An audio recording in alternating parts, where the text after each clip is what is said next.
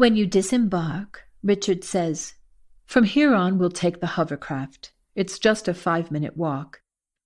It will take about an hour to get to the portal, so feel free to pick some fruit or anything you'd like before we get on board." "For some reason, I'm not really very hungry," you say. "That's normal," says Richard, though he doesn't explain any further. As you walk, you see bright green rolling hills dotted with colorful gardens. There are plenty of people walking or riding horses, but there is an odd lack of homes or businesses, and no one seems to be doing work of any kind. "Where are all the houses?" you ask curiously. Richard smiles and says, "Look again, you'll see." As you look more closely, you realize everything is built underground, with vegetable gardens on the rooftops, and colorful flower gardens in front of each house. And because there are no fences, only windows and doors facing out into the world, all of the buildings blend flawlessly into the hillsides. "Are all of your homes built into hillsides?" you inquire. "No, there are many options, but whatever we do, whether it's a building, a road, or a pathway, we tread lightly. We live in harmony with nature," says Richard warmly. "So do you mainly sail and use hovercraft to get around?" you say. "Most people here have the ability to teleport or bilocate. Some use hovercrafts, but it's more for our own enjoyment, just like sailing or horseback riding. But for those of us who don't teleport and need to go a long distance, we have underground trains that move through tubes, using only electromagnetic energy. We can be anywhere in less than an hour." "Here we are," says Richard, as you step onto a platform that blends so perfectly and naturally with its surroundings, you never would have noticed it. "This is beautiful, the way it blends in. But don't you have a hard time finding things?" Richard smiles and pulls a compass very much like your own out of his pocket. "Not at all. We can simply think of where we want to go, and the compass communicates telepathically." "Do you mean it talks into your mind?" you say. "It really depends on the person receiving the communication. Some people hear words, others see images. Some people receive telepathic communications through their feelings. And sometimes it's a combination. Personally, I feel the communication. So when we were walking along, I suddenly felt like turning left and then right, and then I had the feeling to walk up the stairs." "That's incredible," you say enthusiastically. "You can use your compass the same way. You just have to trust your feelings," says Richard. "You're not sure if you're quite at that level of trusting, so you're happy when you see a thin golden frame gliding along the soft hills. As it gets closer, you notice a large blue crystalline sphere, radiant with etheric energy, protruding from beneath. 2 parts splay outward away from each other behind the sphere and meet at a point up front, like 2 equal halves of a wishbone. Atop the sphere, hovering always just a few feet above the ground, is a long platform with a polished wooden floor that seems to glow a light-colored amber. And this is where you and Richard stand with the other passengers, watching as hills and grass morph into a placid ocean waterfront stretching far into the distance, with just a sliver of a beach. From a distance, you silently pass houses that are round and translucent, and must have been created with some very advanced form of technology. From the outside, you can see through the structures, so they are barely noticeable and blend perfectly into their environment. But Richard assures you that the inhabitants have complete privacy. Small, white, furry creatures with big black eyes and large ears stare at you as they chew on strands of grass, their eyes following the craft as it passes for a moment over a small channel. You follow the running water through a valley and then on into a massive cavern capable of containing a small city composed of crystalline rocks and gemstones. Light passes through carved crystalline archways rising hundreds of feet high, causing rainbow colors to sparkle throughout the interior and across a massive healing temple built with precious jewels, crystals, and gold. As you pass through to the other side of the cavern, the earth turns a tender green, like the grass of early spring, and brilliant flowers spiraling out of it. Luminous and colorful, the flowers burst from curling vines low to the ground. But you notice that as the wind blows, they stand up to dance gracefully, as if they are dancing just for your enjoyment. Small crystalline bugs dart from flower to flower, sometimes rising in sparkling diamond waves with the rolling of the wind, and then lightly splashing back down into the curls of plant life, where they hide beneath the petals of the flowers. Then the wind picks up again, and they all rise together in a crystalline cloud, this time lighting up all at once and shooting out a brilliant display of red, blue, and green. Accompanied by a loud bzzzt, the lights disappear with the loud sound that came with them. The hovercraft moves gracefully up a steep incline, then down the other side of the hill, where it stops to pause at the edge of a multicolored forest. Then suddenly, a barely noticeable density begins to fill the air. And though there is still blue sky and clear air, an unseen world seems to be emerging directly in front of you, as if it had been there the whole time and you just hadn't seen it, but now you do.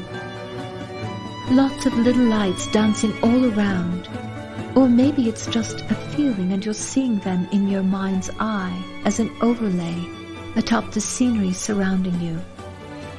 At your stop, you and Richard step onto a broad pathway as the craft silently moves along toward its next destination. Sunlight filters down through immense trees with leaves in every conceivable shade of green, yellow, orange, and red. The trees are spaced a good distance apart, and you can see a nearby field bathed in sunshine and filled with the most superbly colored flowers. Many of the flowers are in full bloom, and although you're familiar with some of them, the vast majority you've never seen before. Everything seems to exhale pure, life-giving energy. "Do you have any military or police?" you ask.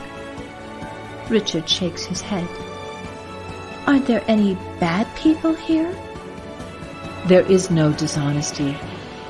Remember how easily I could see that compass in your pocket? Everyone here is telepathic, so there's no sense in lying and no need for laws. No one takes more than they need, and everyone shares. There's plenty of space for everyone. Every view is beautiful, so you simply need to decide what you like best. There's no winter here, and though our sun is dimmer than the one you see on the surface, it shines all the time. So fruits and vegetables are constantly growing and available to all. We barter with each other, so there's no need for money. Children are educated differently. They grow up in happy, loving families, and they have the freedom to be themselves." Looking at Richard, you try to understand how all of this could be possible. "Your world has been complicated, and you've been educated to believe that you have no choice but to obey the laws, pay for property, pay for housing and food. But if you look at nature, it carries the blueprint of what your world is meant to be like. In nature, no animals possess property. They're not stressed out or warring with each other. They don't take control of fruits and vegetables or hoard them while others starve. There's a natural balance, and it's always there as a reminder for anyone willing to pay attention. Well, what about people from Earth invading you? Don't you need a military presence to stop them, or has no one ever tried? You ask. Oh, they've tried. But there are energetic barriers created with technology far beyond what anyone knows on the surface. This is also a different dimension from your third-dimensional reality. Our technology allows us to move back and forth instantly. But if you had come here instantly rather than gradually acclimating to this dimension, you would not have survived the sudden change. As Richard speaks, the forest path opens into a meadow with lush grass, flower gardens, and tall, graceful shade trees amidst circular clearings with benches, tables, and chairs set up for both privacy and small gatherings. Here we are, says Richard, beaming. Welcome to the portal. As you walk across an arched bridge, you look over the railing and see perfectly clear water flowing above sparkling multicolored quartz crystals, semi-precious and precious stones. Are you thirsty? Would you like a drink of water? Asks Richard. You step off the bridge and scoop a handful of water out of the creek. The moment you touch it, an exhilarating feeling flows from your hand up into your arm. You experience the same effect as you drink the water, a feeling of being totally relaxed, yet fully energized and alive at the same time, as if you would never experience the need to sleep again. Seeing the look on your face, Richard says with a smile, We need very little sleep because our bodies are harmonized and constantly being regenerated by our crystalline surroundings, as well as by the water we drink and bathe in. We mature, but we don't age. There are people here who are hundreds and even thousands of years old. As you head toward the portal entrance, you walk through an archway composed of diamonds and bathed in sparkling rainbows. In this library, anyone in the universe can access and study the records of the game, says Richard. But what can you learn from us? You say, as you climb a crystal staircase leading into the main part of the library. Earth is a mess. Clearly we don't know what we're doing. Recognizing what doesn't work can be just as effective as observing what does work, says Richard. Here at this library, we have access to the entire universal databank. So we can look at any problem that arises in the game and access the best solution for solving it. We then record the problem and the solution, as well as how to prevent the problem in the first place. In this way, anyone can quickly access the highest and most positive outcome for any event. Every conceivable problem and answer exists here. And that's mainly because of every brave person like you who plays the game. We learn from your mistakes. You certainly don't feel brave. Stupid, scared to death, and what the hell was I thinking have come to mind many times, but brave, not so much. You reach the top of the crystal stairway and find yourself in the midst of a hologram. Not only do you see the Milky Way galaxy, but stars and suns and entire solar systems are floating overhead. Oh my God, I feel like I'm lifting off the floor and about to float away, you exclaim breathlessly. That's partly because there are crystals embedded all throughout the library, says Richard. Well, actually everything in the library is crystalline. In the same way that you have quartz crystals in your computers, all information here is held and accessed with crystals as well. This library is an interdimensional portal.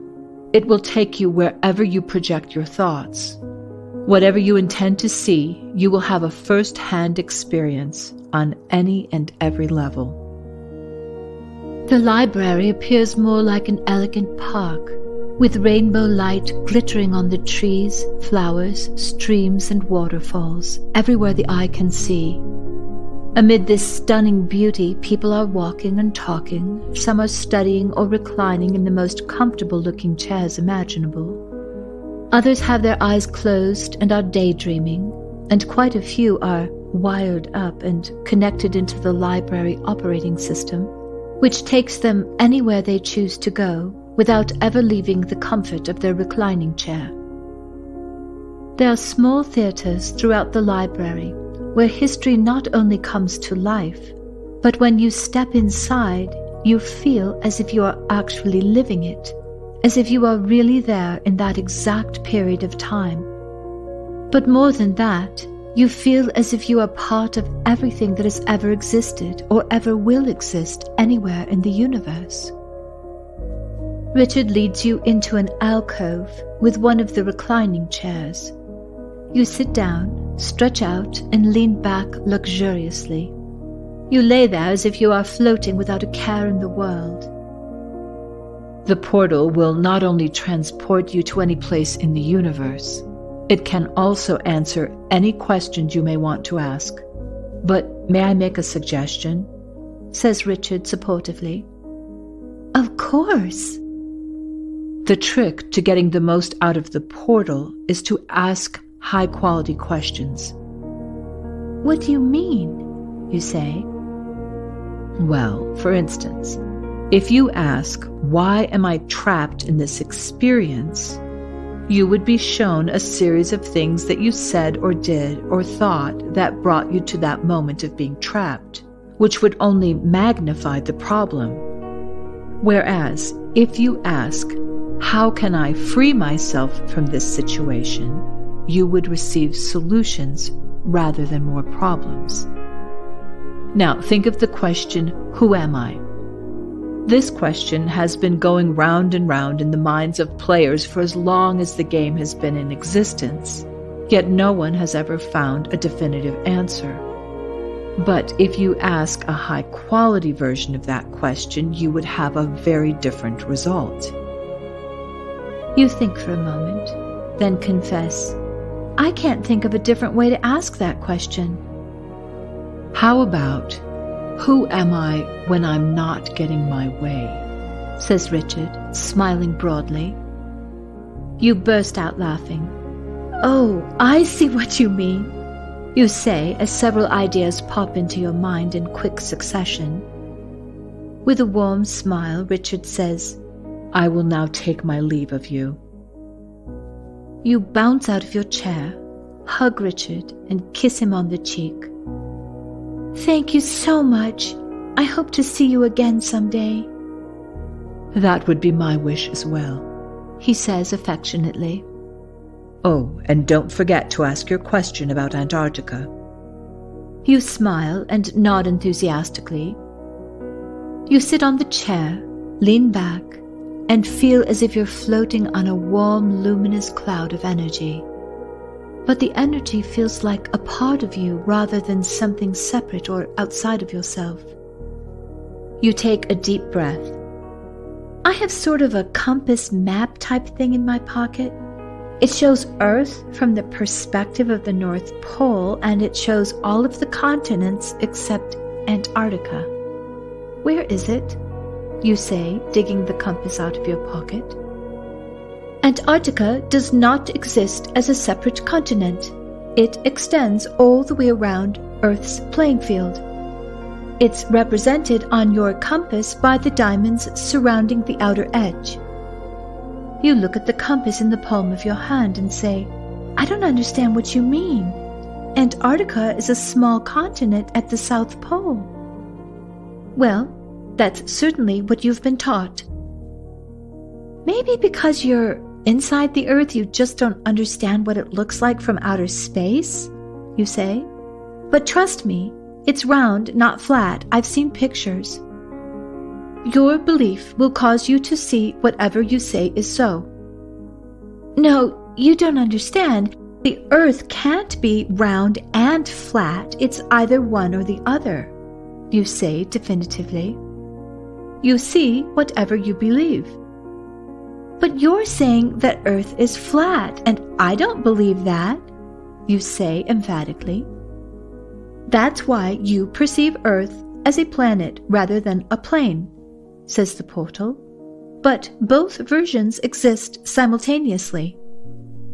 I don't see how that's possible, you say skeptically. Well, you believe Earth is round. So the only way to experience both versions simultaneously is to open your imagination to see the version where Earth is flat. Taking a deep breath, you say hesitantly, Okay, how do I do that? Imagine that you and your parents were raised believing that Earth is just as stationary as it appears to be. NASA, your government, and educational system are all in agreement with the information you receive from your senses. Now imagine trying to convince people that Earth is not stationary, that it is spinning at 1,000 miles per hour and moving forward through space 32 times faster than a bullet shot from a rifle. But no one feels anything because of gravity. At least I know gravity is real, you say confidently. Maybe in some version of reality, but in your version, gravity has never been scientifically proven to exist. And yet, its so-called magnetism is responsible for keeping everything and everyone from flying off of the planet. It's strong enough to hold people, buildings, oceans, and the atmosphere tightly stuck to the surface. Yet it's just weak enough so that birds are able to fly and smoke rises upward.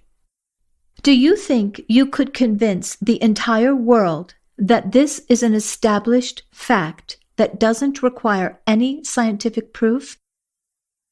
When you put it that way, you say, taken aback, it sounds bizarre.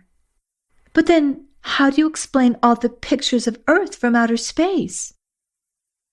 Can you tell the difference between a real photo taken in outer space and a picture created with computer-generated imagery? Well, no, you say thoughtfully. But there are astronauts who walked on the moon. That happened for sure. How do you know that happened for sure? How do you know anything for sure? Says the portal. What would you think if you knew that all of the Apollo 11 videos and audios suddenly disappeared, and every contractor managed to mysteriously lose the prints and plans for the lunar rover, LEM lander, and Apollo ship engines? Really? I didn't know that, you say, stunned. But why would anyone pretend we had been to the moon and create fake images of Earth from outer space if it's not real? Why, indeed. What if it's all part of the fun and games you signed up for? Says the portal. What do you mean? You ask. Imagine you could create your own virtual reality game. What would you want to experience? You think for a moment and say slowly, well, first I'd want it to be 100% believable with an infinite number of choices and levels of challenges so the game would basically never end. I hate it when I find a really good game. I play for 3 days straight, and then I have to wait for the next game because I already know the whole storyline, so it's boring if I play it again. Sorry, off topic, you say, laughing. I'd want to be able to choose any timeline, past, present, or future. Oh, and I'd want a vacation part. I mean, a real vacation. Not one where I'd be at a beach and have to keep an eye out for snipers. I'd want to be able to come home from school and do anything I wanted. Ride horses, go mountain climbing, visit another country, stuff like that. And I'd want a storyline that can go in any direction. You say, your imagination gathering steam. But especially things that are mysterious and intriguing. I like figuring things out. You know, things that aren't obvious where you have to do research and piece things together. Oh, and I'd want a boyfriend. You say a bit sheepishly. I know that's kind of weird, a cyber boyfriend and all. But it would be fun to have a little romance thrown in with the mayhem. So what are you experiencing now? Says the portal. Well, not the virtual reality I have in mind, that's for sure, you say, rolling your eyes. My dear, you designed the virtual reality that you're currently playing, and all the intrigue and conspiracy theories that go with it. But what about the Big Bang and evolution? I mean, people way smarter than me believe in that event, you say. Every possibility exists. But in the reality you designed, does the Big Bang make any sense? The theory begins with nothing. Then somehow there's an explosion out of nowhere, and instead of destroying things like every other explosion, this explosion somehow manages to create space, time, and all matter in an instant for no reason at all. Debris flew outward at over 670 miles per hour for 14 billion years. Then some of that debris turned into bubbling ooze that ultimately became planet Earth. Magically, single-celled organisms appeared. Then they became multicelled. Then conscious. Then everything multiplied, divided, mutated, adapted, evolved, and finally crawled onto land, replacing gills with lungs. Tails were lost, and then voila, opposable thumbs. You're right. It sounds crazy. It is crazy, you say in complete shock. How come people can't see this? Why does everyone believe it without question? It doesn't matter, says the portal. It's part of what you designed. Okay, look, here's the problem, you say, suddenly worried about what's to come. When I get back to the base, I don't know what I'm going to do. These are real people, and they're unbelievably powerful. Certainly, all of those powerful players would be delighted to know that you think that way. But the truth is that every person playing has equal power. Those in authority have no more power than you, unless you choose to give your power away by believing you have no power. The prime directive is, Thy will be done. If you feel and believe, I'm trapped, there's nothing I can do, the program is designed to give you more experiences that confirm what you believe. You shake your head. I understand what you're saying, but I don't think I can do it. I don't think I can make myself feel differently than I do. You are now recognizing that two seemingly separate realities can exist at the same time. So, can you understand that reality is flexible, that it moves according to your focus and beliefs? You nod your head, but if you're being perfectly honest, you'd have to admit that you aren't sure who the portal is, where it came from, or if it's telling the truth. And from that perspective, you also wonder whether or not the inner earth is part of your own game, if the game exists at all. But that is just one more distraction. The only thing you know for sure is that you need to get back to the base.